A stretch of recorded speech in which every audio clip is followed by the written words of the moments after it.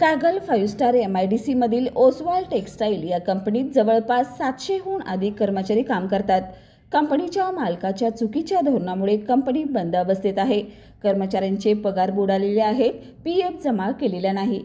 Company पूर्ववत सुरू व्हावी, मागील पगाराची रक्कम व PF मिळावा अशी मागणी कर्मचाऱ्यांच्या वतीने करण्यात आली। यासाठी शेकडो कामगारांच्या उपस्थितीत आज जिल्हाधिकारी कार्यालयात बैठक आयोजित करण्यात आली होती।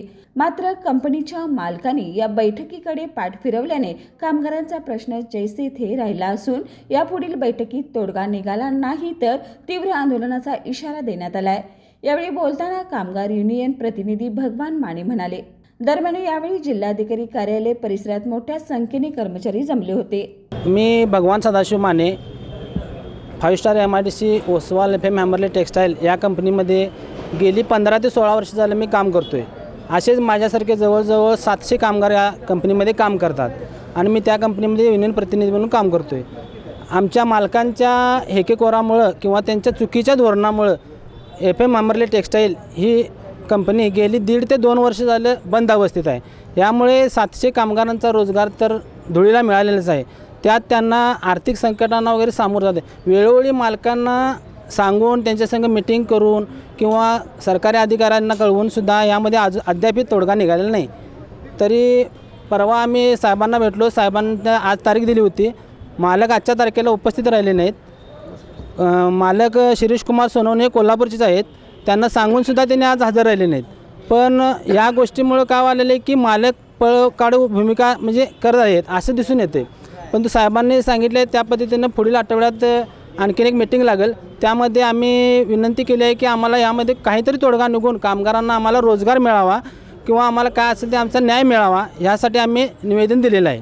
ते होईल। नेमकं काय तुमच्या मागण्या आहेत, किती रुपयाचं आहे घडामोडी?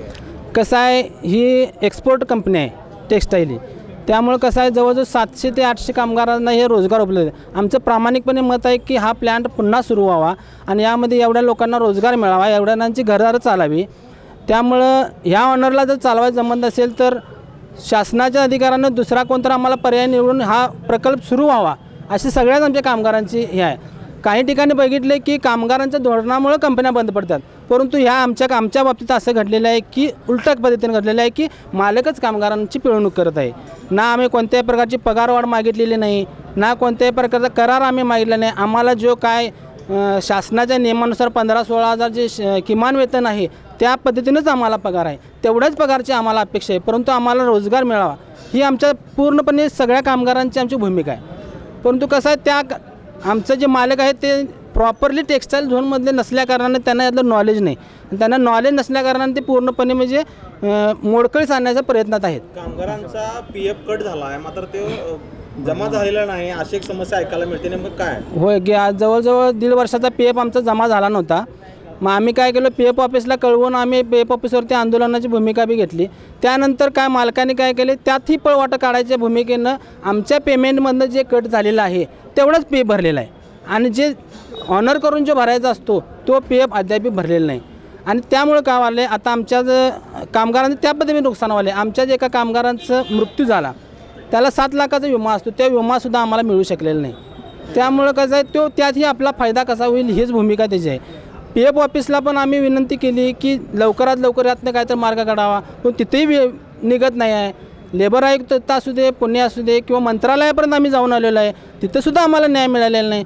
शेवट आम्ही आंदोलन केलं, जिल्हाधिकारी कार्यालयावर सुद्धा आंदोलन केलं, तरी पण काय होत नाही। म्हणून आमच्या कामगारांनी ठरवले की आम्हाला लवकरात लवकर न्याय मिळाला पाहिजे। ह्याच्या पलीकडे जर आत्ता जर न्याय मिळत नसेल तर ह्यापुढची भूमिका आहे ती वेगळ्या पद्धतीची असेल आणि त्याला कोण जबाबदार असेल तर शासन पूर्णपणे या गोष्टीला जबाबदार असेल। कारण एवढा मोठा रोजगार जर बंद होत असेल तर शासन काय करतंय हा पण आम्ही शासनाला प्रश्न विचारतोय। त्यामुळे लवकरात लवकर अध्यक्षतेखाली बैठक झाली, नेमकं या बैठकीत काय ठरलंय? साहेबांना आम्ही विनंती केली की बाबा आमचाही रोजगार टिकला पाहिजे।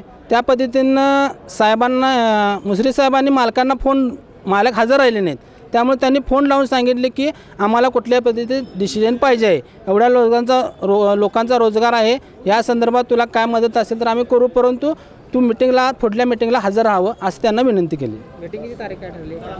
मीटिंग तारीख सांगतो म्हणून सांगितलं।